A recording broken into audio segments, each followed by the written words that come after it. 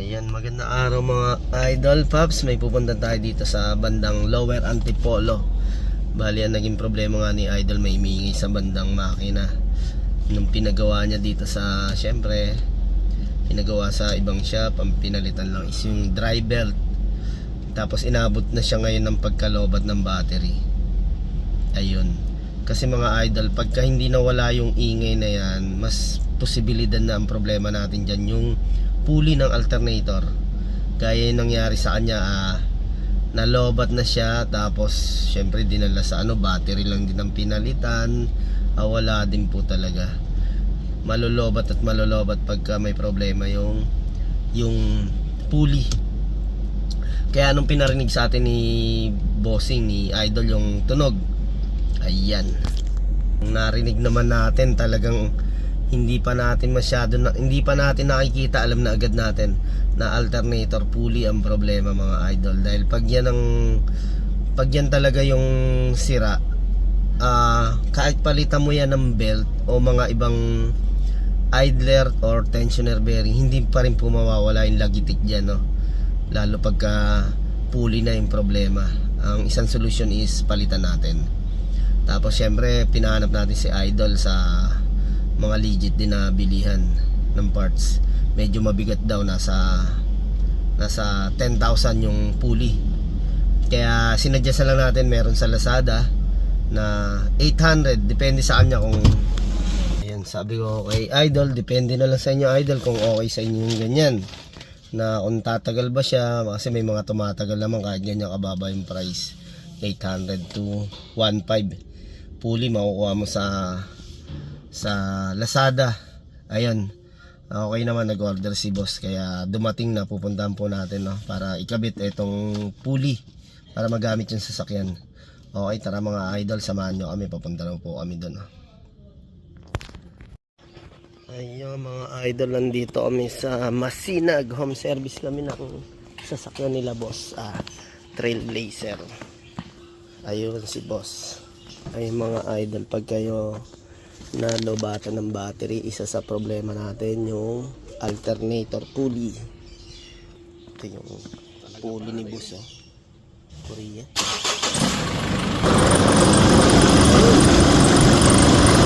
Ayun, basta ganun tunog pulley.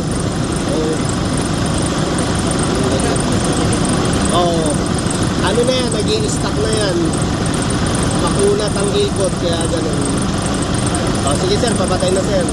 Ayun mga idol, pagkata ng pulley, huwag nyo na ibiyahe, kaya sigurado ititiri kayo, talagang papalitan nyo na ng pulley. Ayun, ayun mga idol, bili ni boss sa sa Lazada, 1K, made in Korea, alternator pulley ng Chevy Trailblazer. Yan, parts number mga idol, kailangan nyo. Boss, anong model yung nyo boss na yan? 2015. Ayan, 2015 na Trailblazer. Ayun na nga mga idol, kailangan namin tanggalin yung pinaka-alternator dahil hindi siya kagaya ng may kontrahan. Doon namin kukontrahan sa gato. Ayan, tinatanggal na nga namin. Tanggalin muna natin yung belt. Yung belt mga idol, sinabit lang natin, para hindi naman tayo mahirapan pagbalik. Yun naging problema ni boss, stock. Hindi natin maikot na maganda, kaya talagang iingay. Ayan mga paps, napalitan namin ng bagong pulley. Kaya ayaw umikot, kaya talagang ayun mga idol, si boss nagpapalit ng belt niya, yung pinalitan kay boss. Yun, hindi lang nawala uli kasi talagang pulley ang problema. Ayan, nilalawayan muna ni pare bago isalpak para siyempre maganda yung pasok ng tornilyo. Laway, brake fluid, pwede rin mga langis mga idol. Yung mga paps kasi kung belt ang problema, sa umaga unang start mo, meron yan pero mawawala. Hindi gaya nito, hindi na nawawala Dalawang tornilyo yan, babataas ang kinakalas natin. Ipasok mo. Ayan, ibalik natin yung binunot natin dito na electrical,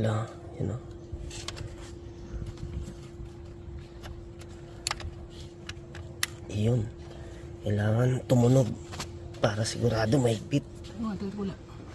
Yun, kabit na natin yung mga pinagkakalas natin. Ayun, papa-startin na nga namin. Maganda rito sa ginagawa namin, no? Ang lamig, mahangin. May puno ng mangga.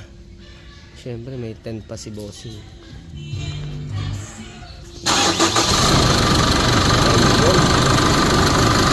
Okay, nawala na yung maingay. Ayan, double check na natin mga idol. Ito mga pinagtatanggal natin na clam. Kasi pag ito simingaw, sigurado hina power ng sasakyan ni boss. O kaya pwede kang itirik. Ayan, tennis drive muna ni idol habang waiting muna kami dito. Ayan, nagligpit na rin kami ng gamit. Kaya maya paalis na rin po kami. Dito lang naman po yan sa bandang Masinag, Vermont Village, Antipolo Rizal. Yan, Antipolo Rizal mga idol. Sako pa rin ang Antipolo Rizal to. Ayun nga mga paps. Sa ganun pangyayari mga paps, ang belt po kasi talaga kadalasan yan sa malamig lang siya iingay, tas mawawala din. Pero kung hindi mawala yan, asahan mo problema natin dyan, bearing. Kung hindi yung mga idler, una-una talaga bimibigay lagi yung alternator pulley. Ayan, pwede mo nang pabuksan siya para ma-check, tanggalin yung pulley. Ayan, check mo kung talagang stock o kaya sira na talaga. Tsaka mo palitan kasi nangyari nga kay Bossing, yun, pinalitan ng mga belt, hindi pa rin naman nawala. Pero yun mga paps, basta hindi mawala lagitik, talagang number 1 yung ating alternator pulley, ano.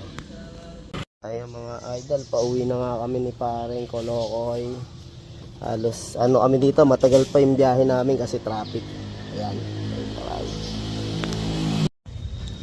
ayun mga idol, dahil nagutom nga kami ni Pare, nagmerienda muna kami dito sa kanto ng kwek-kwek. Napakasarap na kwek-kwek. Ayan, niluluto pa lang. Ayan mga idol, oh. Lagyan natin ng sukang 1 puno para ma-solve si Pare. Tara mga paps, let's eat.